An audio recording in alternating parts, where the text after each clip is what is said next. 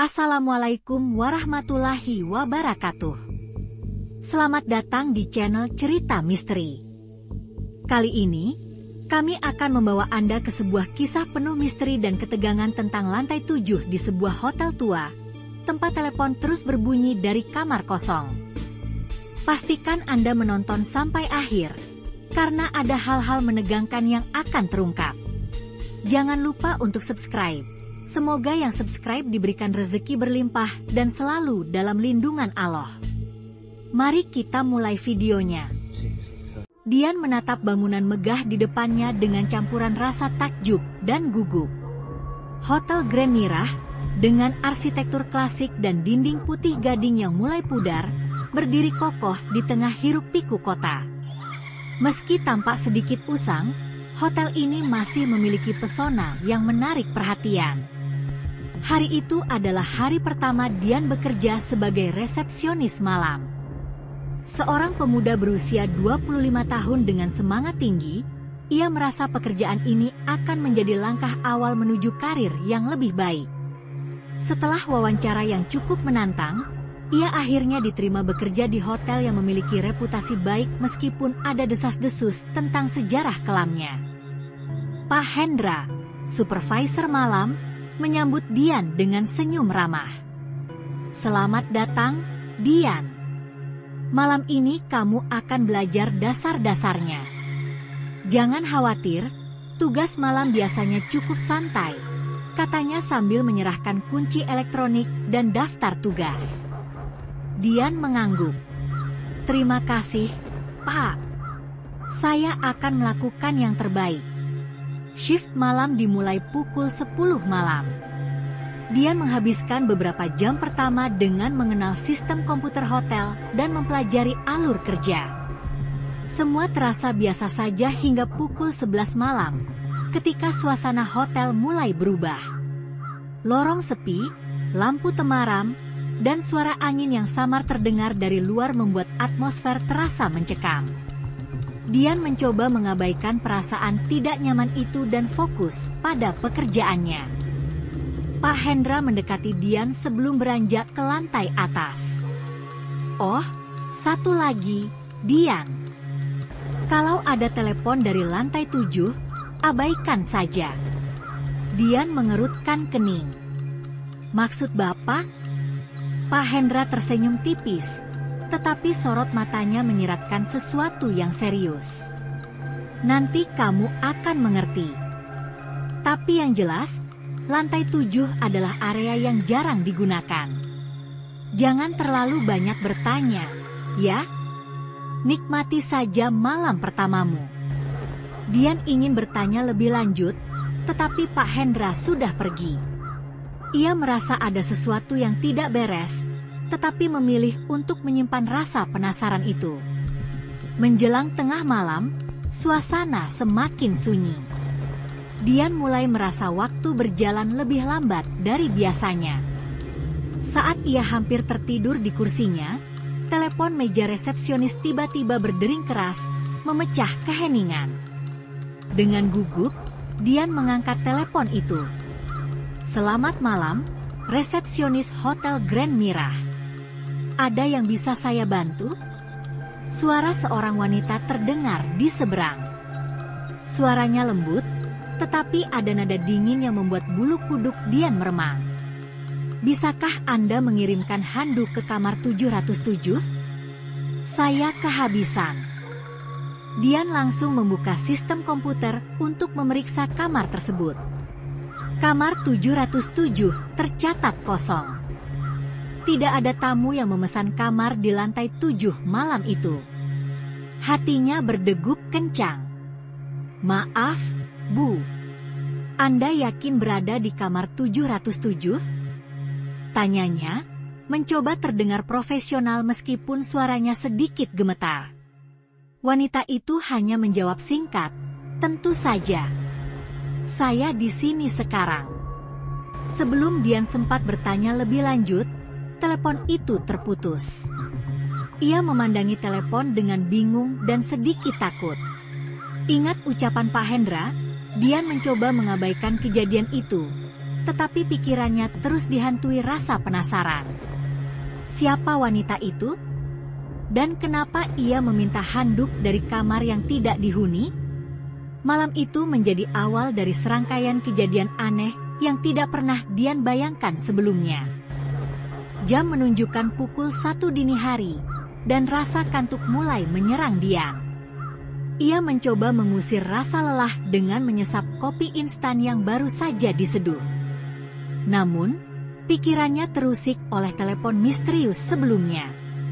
Ia masih memikirkan suara wanita itu dan permintaan anehnya dari kamar yang kosong. Dian mencoba meyakinkan dirinya bahwa itu hanya lelucon atau mungkin kesalahan teknis. Tetapi, saat ia mengingat nada suara wanita itu dingin, namun tegas hatinya berdebar lebih kencang. Suasana di lobi semakin sunyi. Hanya terdengar suara detik jam dinding dan sesekali deru angin dari luar.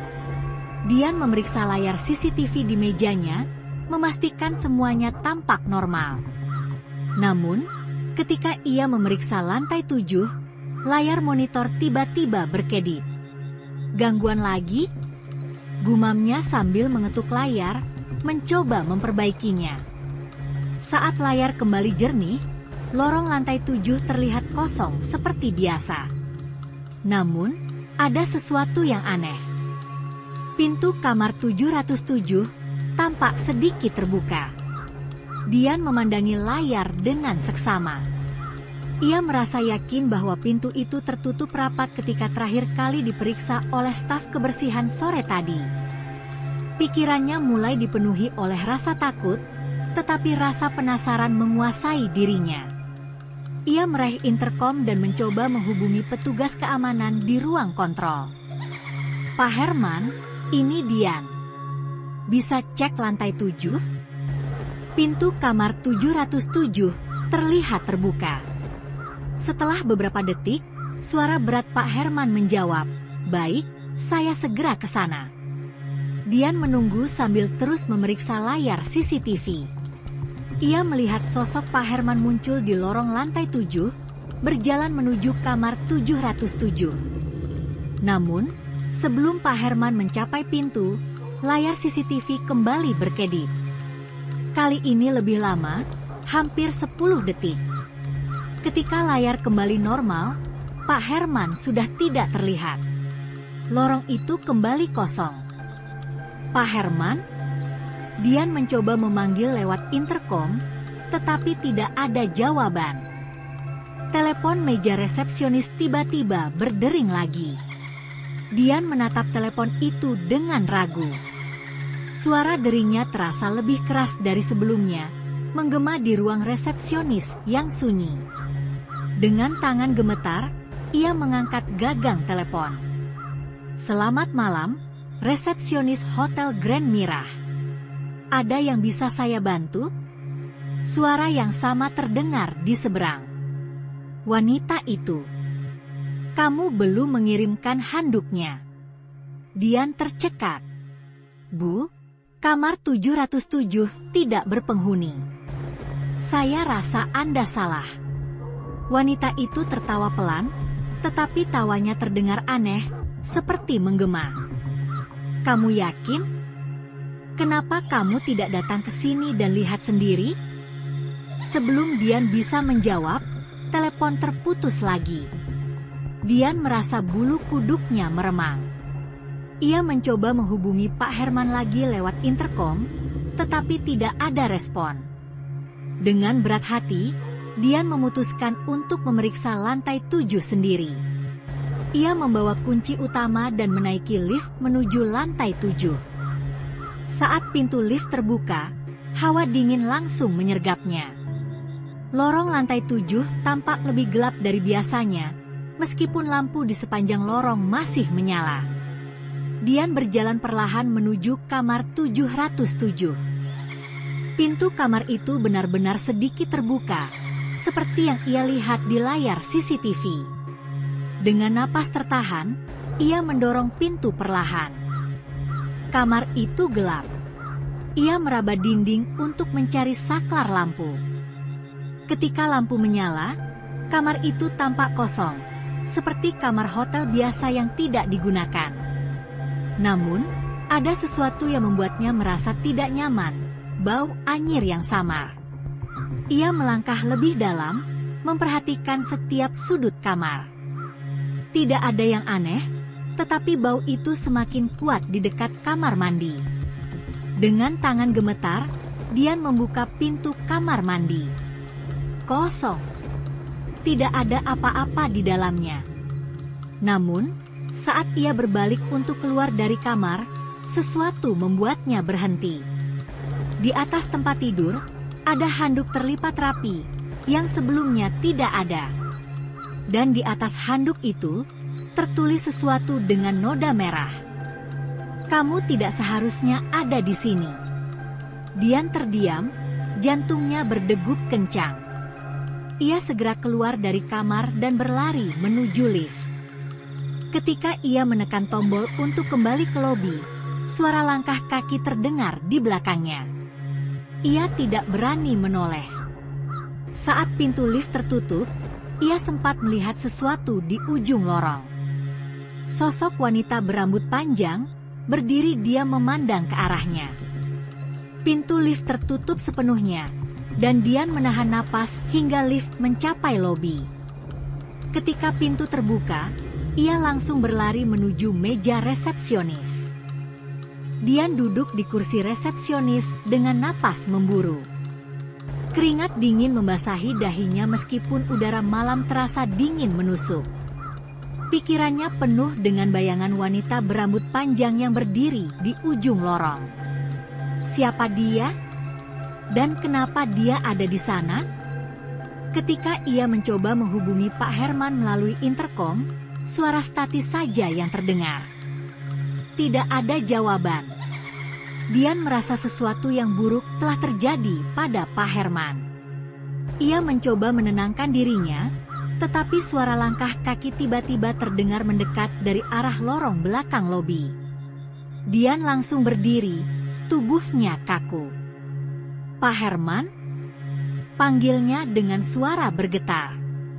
Namun, yang muncul dari lorong bukanlah Pak Herman, melainkan seorang wanita paruh baya dengan seragam staf kebersihan.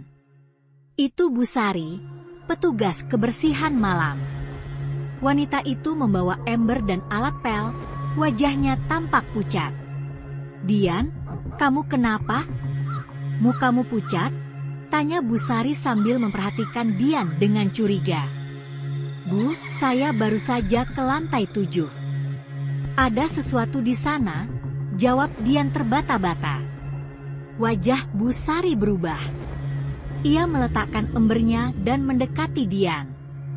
Lantai 7? Kenapa kamu ke sana? Sudah lama lantai itu kosong. Tidak ada tamu yang menginap di sana. Saya dapat telepon dari kamar 707. Ada yang meminta handuk, kata Dian, suaranya nyaris berbisik. Ekspresi Bu Sari berubah menjadi panik. Ia menarik napas dalam-dalam, lalu berbicara dengan suara pelan. Dian, kamu dengarkan saya baik-baik. Kalau ada telepon dari kamar 707, jangan pernah diangkat. Itu bukan tamu. Itu... Ratna? Tanya Dian dengan bingung. Bu Sari menatap sekeliling, memastikan tidak ada orang lain yang mendengar, lalu duduk di kursi dekat resepsionis. Saya sudah bekerja di sini lebih dari 15 tahun. Banyak hal aneh terjadi di hotel ini, terutama di lantai 7. Dan semua itu selalu berhubungan dengan kamar 707. Siapa Ratna? Tanya Dian, penasaran. Ratna adalah tamu tetap hotel ini bertahun-tahun yang lalu. Dia wanita muda yang sering menginap di kamar 707 untuk urusan bisnis. Suatu malam, dia ditemukan tewas di kamar itu. Katanya bunuh diri, tapi banyak yang percaya dia sebenarnya dibunuh. Setelah itu, kamar itu membawa kutukan. Telepon sering berbunyi dari kamar kosong, Staf dan tamu melihat bayangan wanita di lorong, bahkan ada yang mendengar suara tangisan. Dian merasa tenggorokannya kering. Kenapa saya tidak pernah diberitahu tentang ini sebelumnya? Manajemen tidak mau hal ini menyebar, takut reputasi hotel rusak. Tapi kita yang bekerja di sini tahu ceritanya, jawab Bu Sari dengan nada serius. Sebelum mereka bisa membahas lebih lanjut, suara dering telepon kembali memecah keheningan. Telepon resepsionis berbunyi lagi. Dian dan Bu Sari saling berpandangan. Tidak ada yang berani menyentuh telepon itu. Namun, suara deringnya terus berbunyi, memaksa mereka untuk mengambil tindakan. Akhirnya, dengan tangan gemetar, Dian mengangkat gagang telepon. "Selamat malam, resepsionis Hotel Grand Mirah. Ada yang bisa saya bantu?"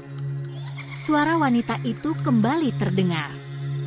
Kali ini lebih pelan, tetapi tetap membuat bulu kuduk Dian berdiri.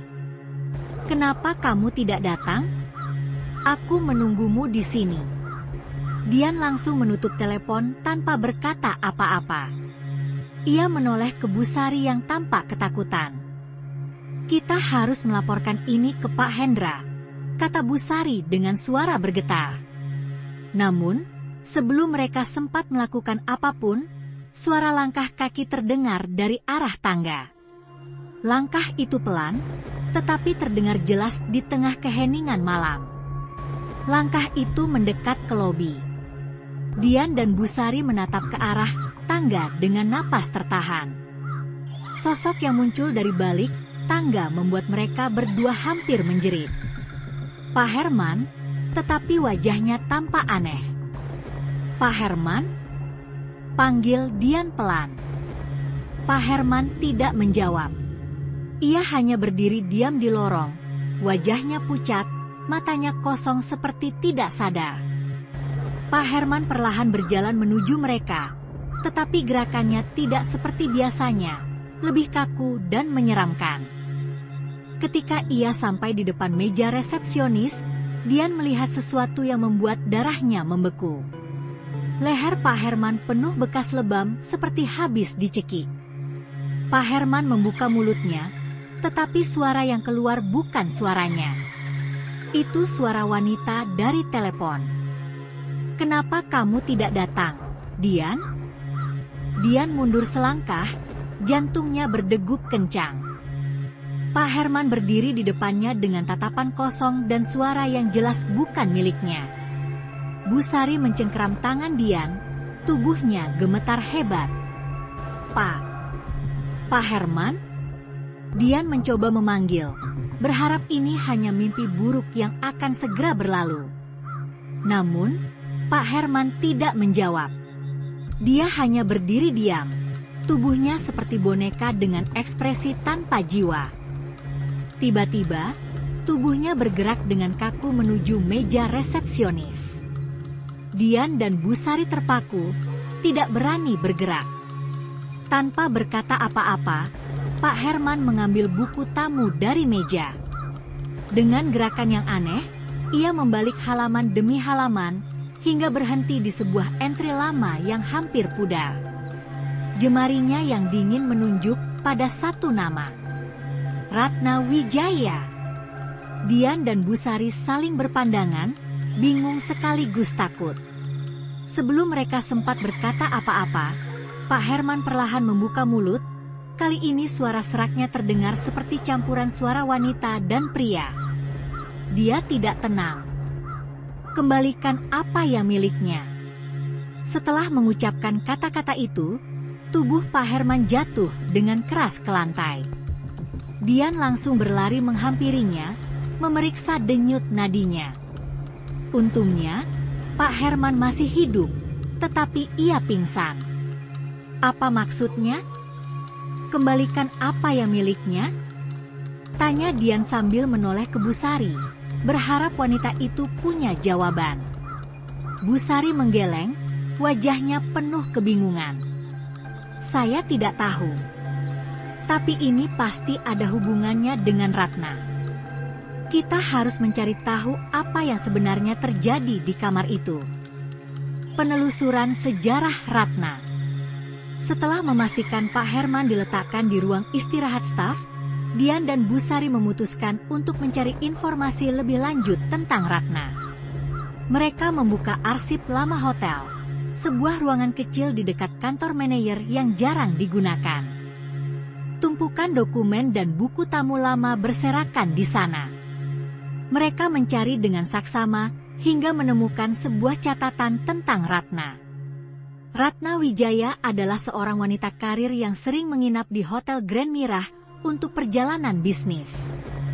Namun, dalam catatan itu, ada satu laporan aneh.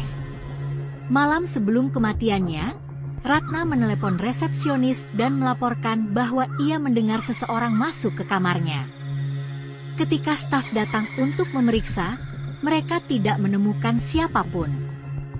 Namun, pada pagi harinya, tubuh Ratna ditemukan tergantung di langit-langit kamar 707. Yang aneh, ada tanda-tanda perlawanan di tubuhnya, seperti bekas cakaran di pergelangan tangan dan leher.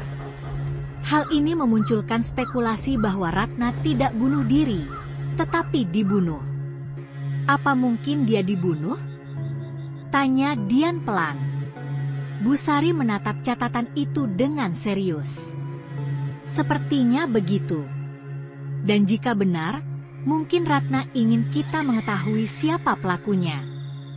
Ketika mereka terus membaca, mereka menemukan nama seorang pria yang sering muncul dalam catatan kunjungan Ratna, Aldo Prasetya, seorang rekan bisnis yang sering bertemu dengannya di hotel. Aldo? Siapa dia? Tanya Dian.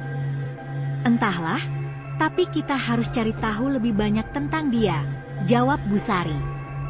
Merasa ada petunjuk yang harus mereka temukan di lantai 7, Dian dan Bu Sari memutuskan untuk kembali ke kamar 707. Mereka membawa senter dan memberanikan diri naik melalui tangga, menghindari lift yang terasa lebih menyeramkan di malam hari. Ketika mereka tiba di lantai 7, suasana di sana terasa lebih mencekam dari sebelumnya. Lorong panjang itu gelap gulita, dan hanya suara langkah mereka yang terdengar. Dian membuka pintu kamar 707 dengan kunci utama staf. Ketika mereka masuk, ruangan itu dingin seperti es, meskipun AC mati.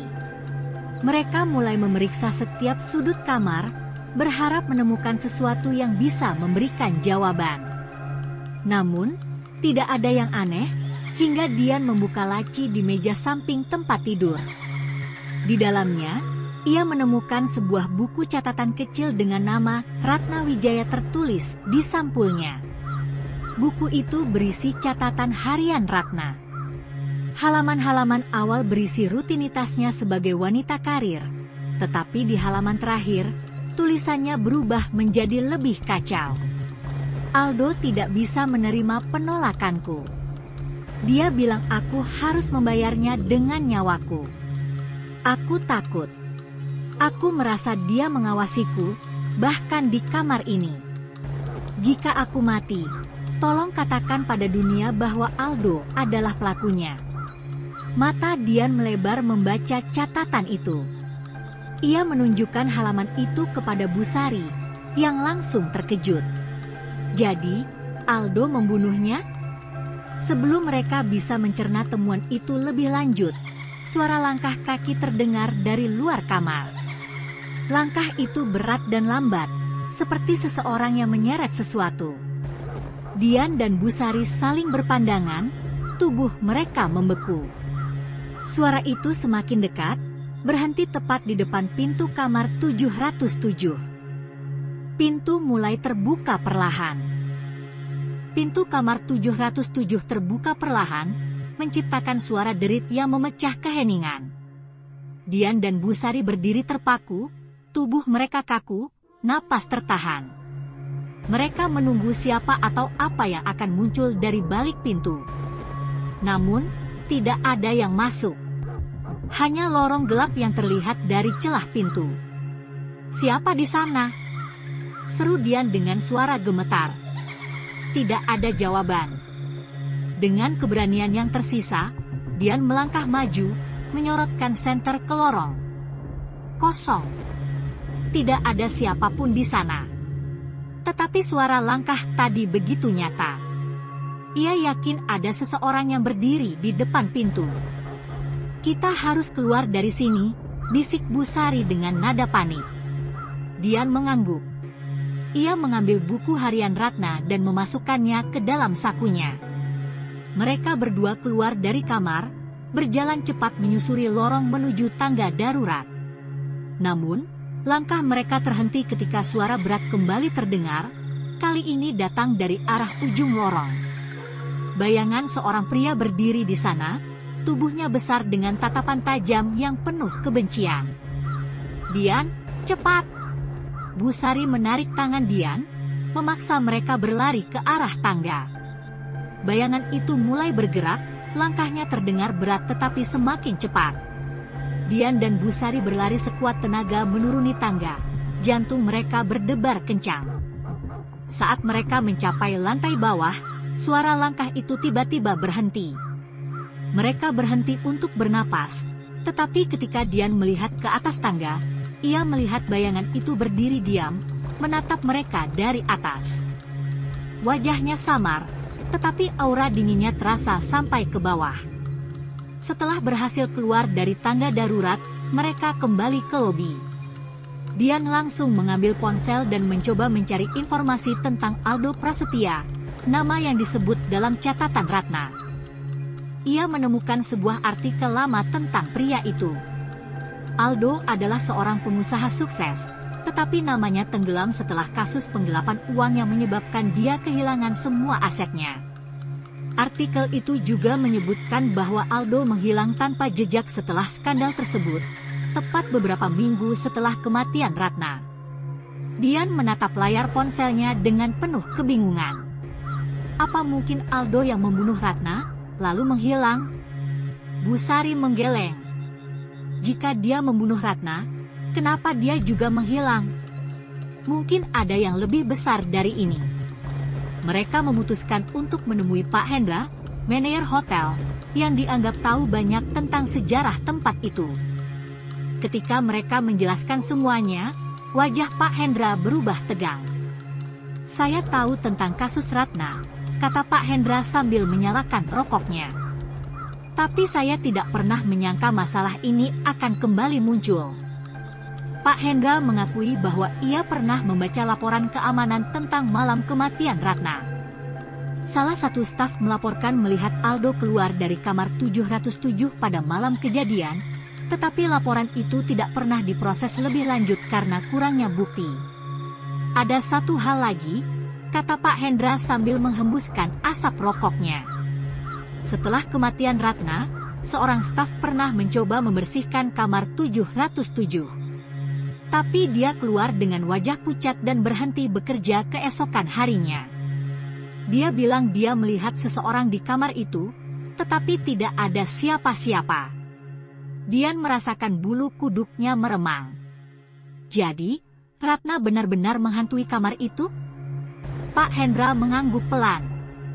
Dan mungkin dia ingin kita menyelesaikan apa yang tidak pernah terselesaikan. Dengan informasi baru ini, Dian merasa ia harus kembali ke kamar 707 untuk menemukan petunjuk terakhir. Meskipun rasa takut masih menghantui, ia tahu bahwa ia tidak bisa mengabaikan permintaan Ratna. Ditemani Bu Sari dan Pak Hendra, mereka naik ke lantai 7 sekali lagi. Kali ini, mereka membawa keberanian yang lebih besar, tetapi ketegangan tetap terasa di setiap langkah. Ketika mereka membuka pintu kamar 707, suasana di dalam terasa berbeda. Udara dingin menyelimuti ruangan, dan cahaya dari senter mereka tampak redup. Dian membuka lemari, memeriksa laci, bahkan meraba dinding, mencari sesuatu yang mungkin tersembunyi. Akhirnya, di bawah tempat tidur, Dian menemukan sebuah kotak kecil yang terkunci. Pak Hendra mengambil kunci universal dari sakunya dan membuka kotak itu. Di dalamnya, mereka menemukan sebuah rekaman kaset tua. Tanpa ragu, mereka membawanya ke ruang istirahat staf dan memutar rekaman itu menggunakan alat pemutar kaset. Suara di dalam rekaman itu membuat mereka terdiam. Itu suara Ratna, menangis, memohon, dan berteriak. "Tolong, jangan lakukan ini, Aldo. Aku tidak akan memberitahu siapapun. Kumohon, jangan." Teriakan Ratna diakhiri dengan suara keras, seperti tubuh jatuh ke lantai. Rekaman itu membuktikan bahwa Aldo adalah pelakunya.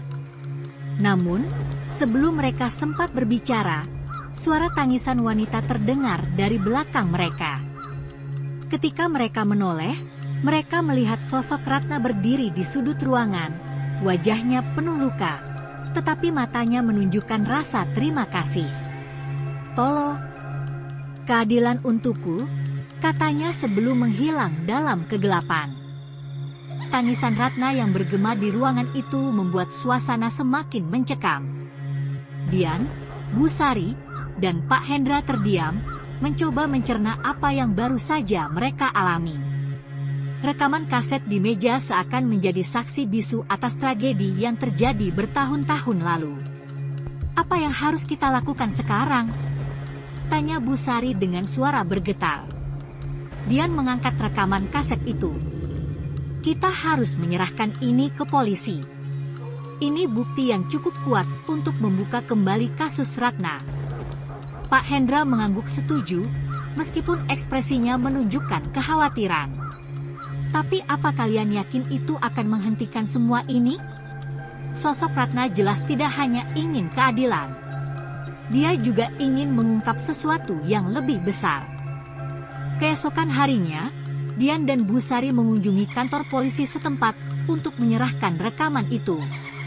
Mereka menceritakan semua yang mereka ketahui tentang kasus Ratna, termasuk peran Aldo sebagai pelaku. Polisi berjanji akan menyelidiki kembali kasus tersebut dan mencari keberadaan Aldo, meskipun pria itu telah lama menghilang. Namun, malam itu, ketika Dian kembali bertugas di hotel, ia mulai merasakan sesuatu yang aneh. Suasana di lantai 7 terasa lebih gelap dan berat dari biasanya. Bahkan suara langkah kakinya sendiri terdengar menggema dengan cara yang tidak wajar. Ketika ia mendekati kamar 707, ia mendengar suara lirih seorang wanita dari dalam kamar. "Tolong aku. Jangan tinggalkan aku." Dian mencoba membuka pintu, tetapi pintu itu terkunci meskipun ia memegang kunci utama staf. Ketika ia menempelkan telinganya ke pintu, suara itu berubah menjadi jeritan keras yang membuatnya mundur dengan ketakutan. Dian merasa ada sesuatu yang belum terungkap sepenuhnya tentang lantai 7. Ia memutuskan untuk berbicara dengan Pak Hendra lagi. Kali ini, Pak Hendra menceritakan sesuatu yang belum pernah ia ungkapkan sebelumnya. "Lantai 7 ini bukan sekadar lantai biasa," kata Pak Hendra. "Dulu, sebelum hotel ini direnovasi, lantai 7 adalah tempat di mana banyak kejadian aneh terjadi. Seorang pekerja konstruksi bahkan pernah meninggal di sana secara misterius. Dan setelah Ratna meninggal, lantai ini semakin sering dilaporkan sebagai tempat aktivitas gaib." Pak Hendra juga mengungkapkan bahwa pemilik hotel sebelumnya pernah mencoba menutup lantai 7. Tetapi para tamu sering mengeluhkan suara-suara aneh, bahkan ketika lantai itu sudah dikunci. "Aku pikir ini bukan hanya tentang Ratna," ya lanjut Pak Hendra. "Mungkin ada sesuatu yang lebih tua, sesuatu yang sudah ada di sini jauh sebelum kita." Malam itu, Dian memutuskan untuk kembali ke lantai 7. Kali ini sendirian. Ia membawa kamera kecil untuk merekam apapun yang mungkin terjadi. Ketika ia memasuki kamar 707, suasana di dalam terasa lebih mencekam dari sebelumnya. Ia menyalakan kamera dan mulai merekam. Ketika ia memeriksa lemari, meja, dan sudut-sudut ruangan, tidak ada yang aneh. Namun, ketika ia memutar kameranya ke arah cermin, ia melihat sesuatu yang membuat darahnya membeku. Di cermin, ia melihat bayangan Ratna berdiri di belakangnya. Tetapi ketika ia menoleh, tidak ada siapa-siapa. Dian mencoba tetap tenang dan bertanya, "Ratna, apa yang kau inginkan? Bagaimana aku bisa membantumu?" Tiba-tiba, cermin itu retak, dan suara lirih Ratna terdengar lagi. "Katakan yang sebenarnya. Jangan biarkan mereka melupakan aku." Ketika Dian melihat ke arah cermin yang retak, ia melihat adegan mengerikan. Ratna sedang diseret oleh Aldo. Tubuhnya meronta, mencoba melawan. Adegan itu begitu nyata, seolah-olah terjadi di depan matanya. Keesokan harinya, polisi datang dengan berita mengejutkan. Mereka berhasil menemukan Aldo di sebuah kota kecil, hidup dengan identitas palsu. Ketika diinterogasi, Aldo akhirnya mengaku bahwa ia membunuh Ratna karena dendam pribadi setelah Ratna menolak menikah dengannya. Pengakuan itu membuat kasus Ratna kembali dibuka, dan namanya akhirnya dibersihkan dari dugaan bunuh diri. Namun, meskipun keadilan telah ditegakkan, lantai 7 tetap menjadi tempat yang menyeramkan. Beberapa staf melaporkan bahwa mereka masih mendengar suara Ratna di malam hari, tetapi kali ini, suaranya lebih tenang, seolah-olah ia berterima kasih karena kebenaran akhirnya terungkap. Dian, yang mengalami semua ini secara langsung, memutuskan untuk berhenti dari pekerjaannya di hotel. Meskipun ia merasa lega karena kasus Ratna terselesaikan, ia tahu bahwa lantai 7 menyimpan lebih banyak rahasia daripada yang bisa ia pahami. Demikianlah cerita kali ini tentang misteri di lantai 7. Jika Anda merasa cerita ini menarik dan menegangkan, jangan lupa share video ini ke teman-teman Anda. Jangan lupa juga untuk subscribe. Semoga yang subscribe selalu diberikan kebahagiaan, kesehatan, dan rezeki yang berlimpah. Akhir kata, wassalamualaikum warahmatullahi wabarakatuh.